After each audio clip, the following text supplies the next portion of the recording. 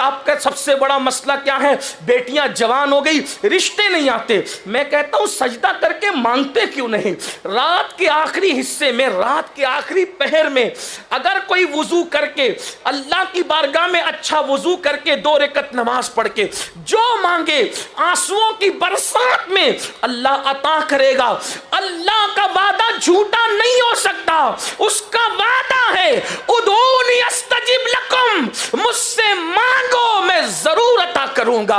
और यहां नेक और अच्छे बुरे, आलिम गैर आलिम, फकीर गैर फकीर, सूफी गैर सूफी, पीर मुरीद, किसी की कैद नहीं है। अल्लाह का ऐलान है जो मांगेगा हम उसको अता कर देंगे। ये जो आपने पहाड़े पढ़ रखे हैं कि मौलाना हम गुनहगार है, याद रखना अल्लाह जैसे गुनहगारों का रब है, नेकोकारों का भी रब है। जैसे नेकोकारों का रब है वैसे गुनहगारों का भी रब है। उसके यहाँ दुआ की कबूलियत में नेको बद में ज्यादा फर्क नहीं है। दुआ की कबूलियत के लिए नेक होना शर्त नहीं है, दुआ की कबूलियत के लिए यकीन का होना शर्त है। जब यकीन से दुआ मांगी जाती है तो अल्लाह ताला सबको अता करता है। बल्कि बड़ी माजरत के साथ अगर आपको ये बात हजम नहीं होती तो मैं साबित कर सकता हूं, अगर काफिर भी मेरे अल्लाह से यकीन से मांगे तो अल्लाह काफिर को भी महरूम नहीं कर, अल्लाह काफिर को भी महरूम नहीं करता। दलील आपके सामने रख दूं कुरान से। शैतान से बड़ा काफिर कौन है ये बताओ? फिरौन भी शैतान के बाद काफिर है, नमरूद भी शैतान के बाद काफिर है। सबसे बड़ा काफिर कौन? शैतान। बल्कि जिसके कुफ्र का ऐलान कुरान करे वो काफिर शैतान है। वस्तकबरा वकाना मिनल काफिरीन, जिसके कुफ्र पर कुरान की आयत है तकब्बुर किया, काफिरों में से हो गया। कितना बड़ा काफिर है शैतान। लेकिन जब अल्लाह ने उस पे लानत का तौक डाला और उसको रजीम करके मरदूद करके निकाल दिया तो उसने अल्लाह से मांगा ना, अल्लाह से मांगा कि नहीं मांगा? अल्लाह से कहा मुझे मोहलत दे, कयामत तक की जिंदगी दे, कयामत तक के लिए मोहलत दे। बोलो अल्लाह ने दिया कि नहीं दिया? जो अल्लाह शैतान को महरूम न करे वो मांगे तो अल्लाह शैतान को दे दे। तो जब वो शैतान को अता कर सकता है, दिया कि नहीं दिया मोहलत? अरे तुम्हारे बाप दादा पैदा होके मर गए, वो तो पहले दिन से है और अभी भी है। वो हजरत आदम अलैहिस्सलाम की पैदाइश से पहले से था, अभी भी है। मांगा ना उसने, उम्र मांगा, अल्लाह ने दिया कि नहीं दिया? कभी शैतान बीमार पड़ता है? कभी उसको कोरोना वगैरह की वबा लगती है? कभी उसको ताउन वाउन इतने सब आए, कुछ लगा उसको? वो हट्टा कट्टा है क्योंकि मांगा उसने और अल्लाह ने दिया। और दिया तो जो मरदूद कोई शान से अता करता है वो महबूब की उम्मत को क्यों अता न करे? हम तो माइल बकरम है, कोई साइल ही नहीं, राह दिखलाए किसे, राह रवे मंजिल ही नहीं। अपने अल्लाह से अपने रिश्ते को मजबूत करें। जब खुदा से रिश्ता मजबूत होगा तो इंशाअल्लाह दुआएं भी कबूल होगी। यकीन से तलब करो। अपनी गुफ्तगू को समेटते हुए बस यही रोना रोना है कि हमारा रिश्ता अल्लाह से कमज़ोर हुआ। हम सब के रिश्ते निभाने चाहते हैं, रब का रिश्ता नहीं निभाना चाहते। अभी भी लोग जब इज्तिमा, देखिए इज्तिमा में हज़ारों आ गए और इज्तिमा जब ख़त्म होगा कहा जाएगा इशा पढ़ के जाओ, तो 90% लोग चले जाएंगे, नमाज नहीं पढ़ेंगे क्योंकि उनको नमाज की अहमियत ही नहीं पता है। और अल्लाह के रसूल अलैहिस्सलातु व तस्लीम ने यहाँ तक फरमा दिया कि जो नमाज एक वक्त की जानबूझ के छोड़ देता है अल्लाह उससे अपनी चादर रहमत हटा लेता है, अल्लाह उससे अपनी अमान उठा लेता है, वो अल्लाह की अमान में फिर नहीं रह जाती। सोचो जिससे अल्लाह अमान उठा ले फिर उसको कौन अमान दे सकता है? और जब माँ बेनमाजी होगी तो बच्चे कैसे नमाजी होंगे? शौक नमाज तो बच्चों के दिलों में माओ की वजह से पैदा हुआ था, माओ के जरिए से शौक नमाज जगता था। इसलिए कि 2 साल का बच्चा जब माँ को नमाज पढ़ते देखता तो वो भी सजदे में चला जाता, अपने अंदाज से सजदा करता था। अफसोस आज माओ ने सजदा करना छोड़, बल्कि अब तो हमें सुनने को मिलता है कि औरतें खाना भी पकाती है तो मोबाइल गेम खेलते खेलते पकाती। औरतें खाना भी पकाती है तो यूट्यूब देखते देखते पकाती है। याद रखना, खाना पकाते वक्त औरतें जो भी काम करती है उसका असर भी खाने पर पड़ता है, और खाने पर जो असर पड़ता है उस काम का, तो खाना खाने वाले पे भी उसका असर पड़ता है। जैसे मैं आपको एक मिसाल के जरिए से बताऊं, सुल्तानुल औलिया, निज़ाम मिल्लत व दीन, सिलसिले चिश्तिया की आबरू, सरकार ख्वाजा निज़ामुद्दीन औलिया रहमतुल्लाहि ताला अलैह, जो सरकार बंदा नवाज गेसू दराज रहमतुल्लाहि ताला अलैह के दादा पीर हैं और उनके वालिद बुजुर्गवार के पीर व मुर्शिद हैं। अल्लाह अकबर। सरकार निज़ामुद्दीन औलिया जैसा वली हिंदुस्तान की ज़मीन ने कम ही देखा। मकाम महबूबियत पर फाइज है। मेरे इमाम अहले सुन्नत सैयदी आला हज़रत लिखते हैं कि जो औलिया मकाम महबूबियत में मशहूर हुए उनमें बहुत मशहूर दो वली हुए। एक तो बगदाद में महबूब सुबहानी सरकार गौसे आज़म है, और हिंदुस्तान में महबूब इलाही सरकार निज़ाम मिल्लत वद्दीन निज़ामुद्दीन औलिया की ज़ात बेमिसाल हस्ती है। उनकी क्या ज़िंदगी का के बारे में ज़िक्र किया जाए, वक्त उसके लिए दरकार है। लेकिन आपकी आदत करीमा थी कि आप हफ्ते में एक दिन अपने दादा पीर कुतुबुल अक्ताब सरकार कुतुबुद्दीन बख्तियार काकी रदी अल्लाह ताला के मज़ार पर फातिहा पढ़ने के लिए जाते थे। मेरी बहनों से मैं तवज्जो चाहता हूँ, बच्चे बिगड़ रहे हैं, बेटियाँ बिगड़ रही हैं, खुद की कैफियत बिगड़ चुकी है। वजह क्या है? अभी आपको समझ में आएगी वजह।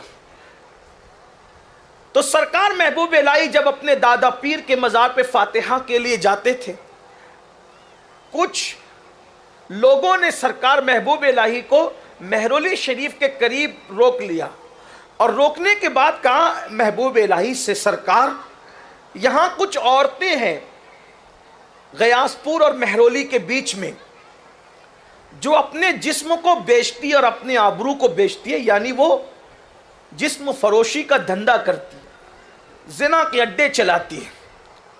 सरकार, आपका दिल्ली में इतना असर रसूख है कि अगर आप चाहें तो उन लोगों को दिल्ली के बाहर कर दें, शहर बदर कर दें। अवाम की फिक्र तो निकालने की ही होती है, लेकिन सूफिया का तर्ज जिंदगी कुछ जुदा होता है।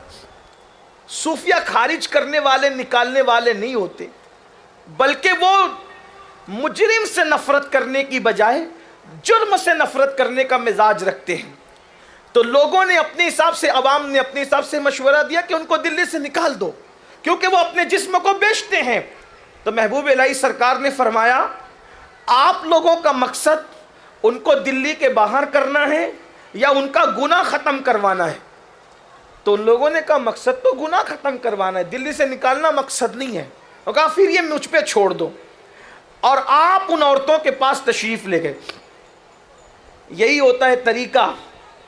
डॉक्टर जा रहा है मरीज़ के पास चल के, हकीम जा रहा है मरीज़ के पास चल, उनके पास गए, उन्होंने जैसे ही खबर पाई कि महबूब इलाही सरकार आ रहे हैं, जल्दी से उन्होंने पर्दा कर लिया। यानी देखो अल्लाह वालों का अदब उस दौर में ऐसे नापाक जहन रखने वाली औरतों के जहन और दिमाग पर भी था। तो अल्लाह वालों, और आज तो हालत ये हो गई है कि अल्लाह रहम फरमाए कि मज़ारात पर भी जाते हैं तो ऐसे आधे आस्तीन के कपड़े और ये मेकअप करके और इस तरह से जाते हैं कि माज़ अल्लाह के कोई नेक और परहेजगार इंसान भी हो तो उसकी तबीयत भी जो है उसमें भी फतूर पैदा हो जाए। डॉक्टर इकबाल ने कहा था, निगाहे मताए दीन और दानिश मिट गई अल्लाह वालों की, ये किस काफिर अदा का गमज़े खूरेज है साकी। अजीब हाल हो गया। हाल ये था कि ऐसी मुजरिमा औरतें भी अल्लाह वालों की आमद पर पर्दे के अंदर छुप जाती थी, और अल्लाह वालों के आस्थाने पर जाते हैं तो चेहरे पे सुर्खियां मल के, पाउडर लगा के, यूं लगता है जैसे किसी वलीमे में जा रहे। और अब तो हालात ही तब्दील होने लगे। ला इलाहा इल्लल्लाह, क्या कहें, किस तरह कहें, लोग बुरा मानते हैं।